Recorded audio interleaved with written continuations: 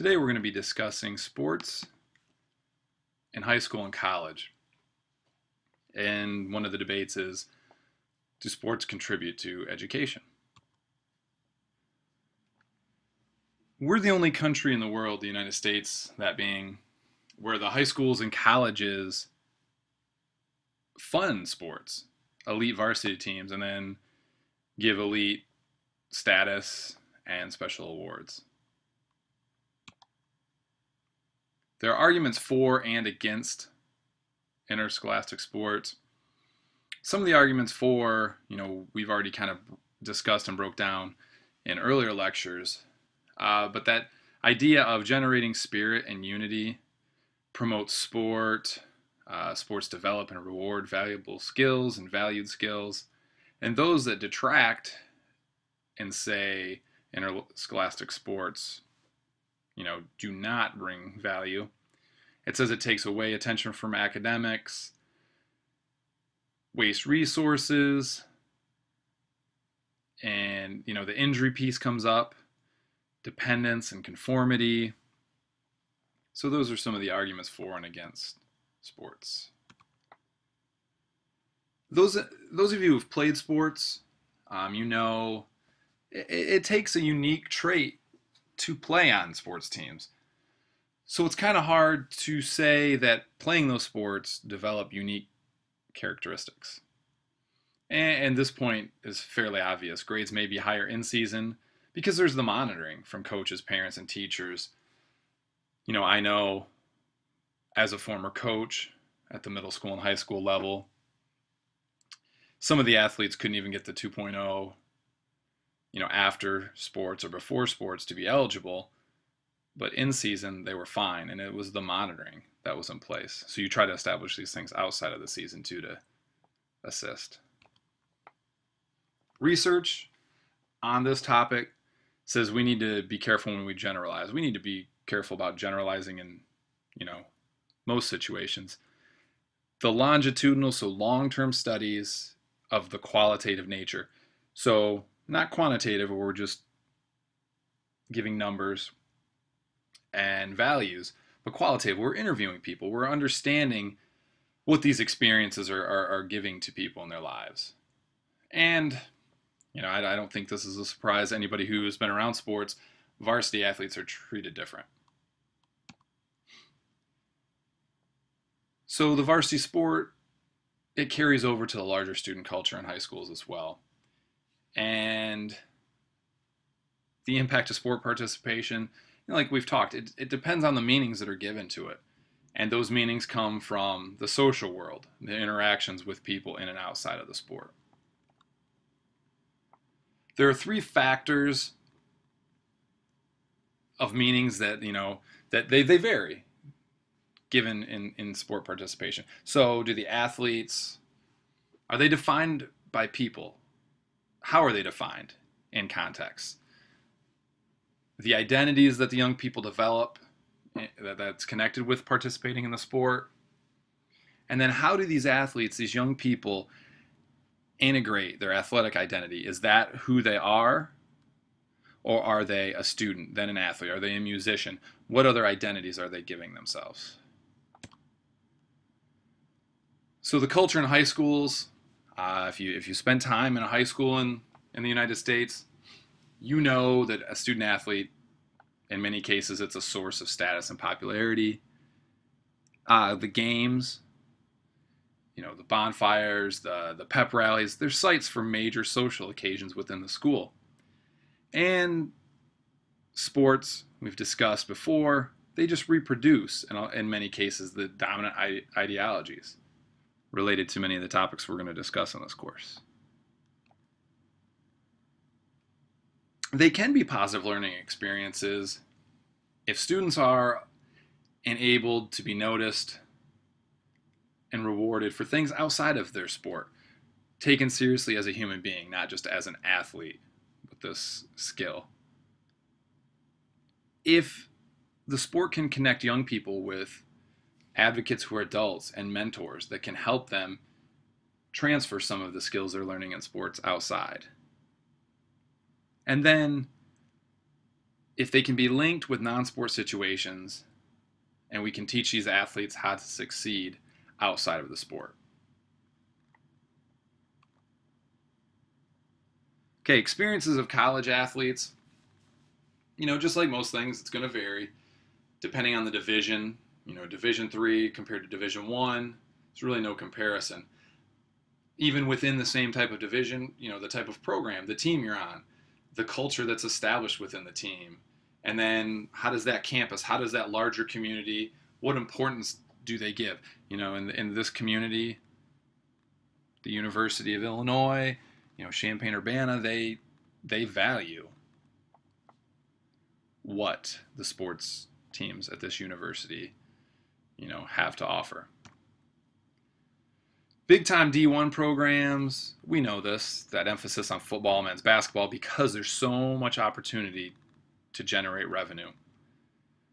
But it's also important to understand that though the revenues are high, very few teams actually turn a profit.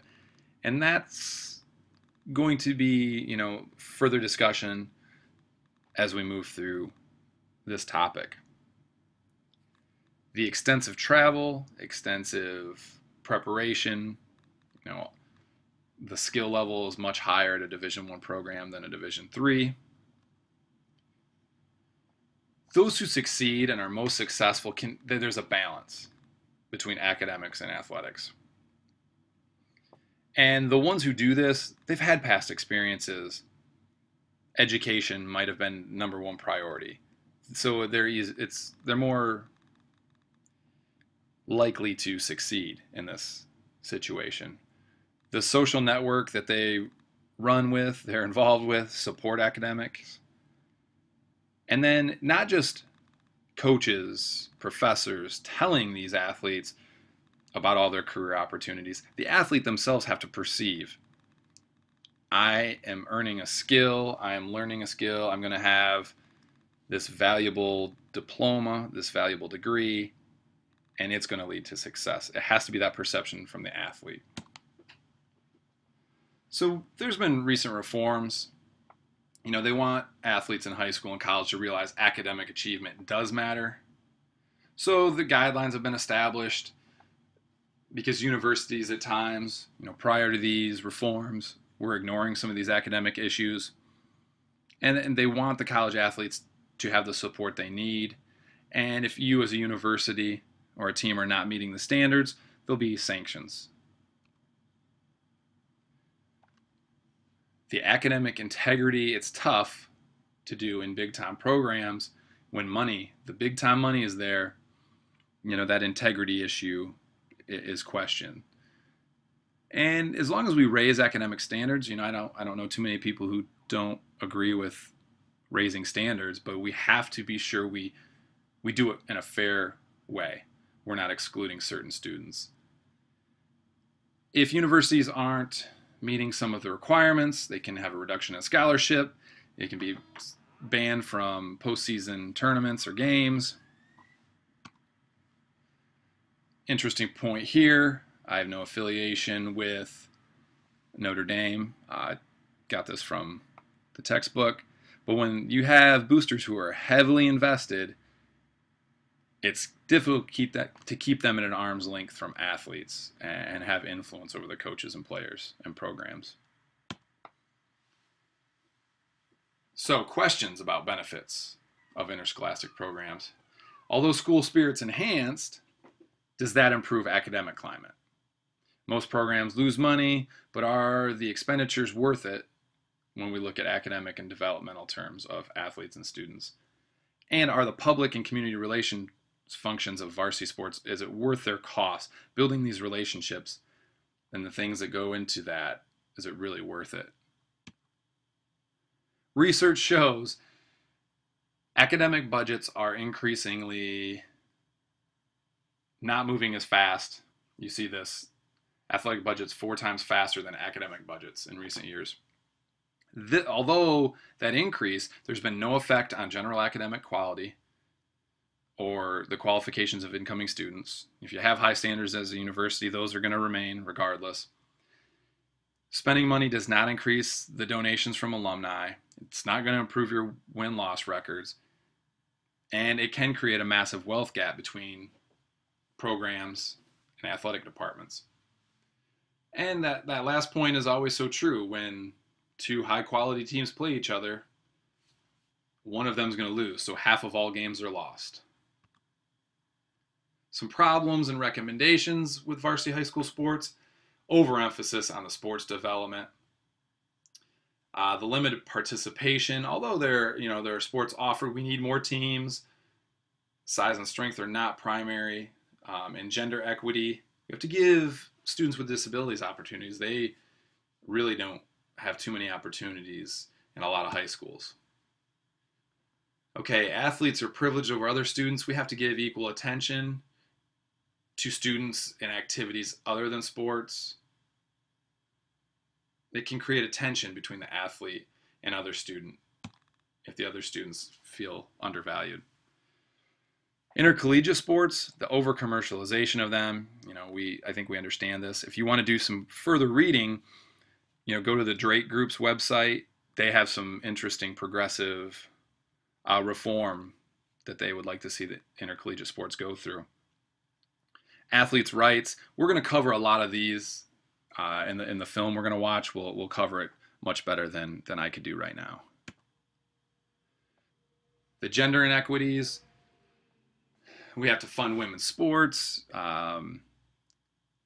We understand this, and you're going to see some of those inequities coming up. Race, relations, and education, there's distorted priorities with that I'll also talk about. For example, black women in intercollegiate sports. There's not a lot of research here, so this is an area that needs further studying. Women in general deal with gender inequities, but then black women have the issue related to race on top of that, which makes it difficult. And Title IX has benefited white women as much, probably more than has benefited black women and the opportunities. So isolation amongst black athletes, this has been an area of study. And this isolation occurs when the stereotypes, racial and ethnic stereotypes, are portrayed on campuses.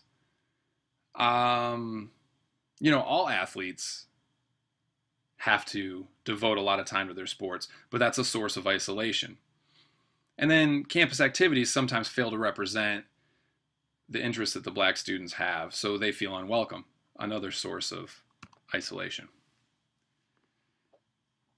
When you don't have activities that are welcoming to all on your campus, well, they're going to withdraw from these activities that could connect them with the larger group, larger university, college community.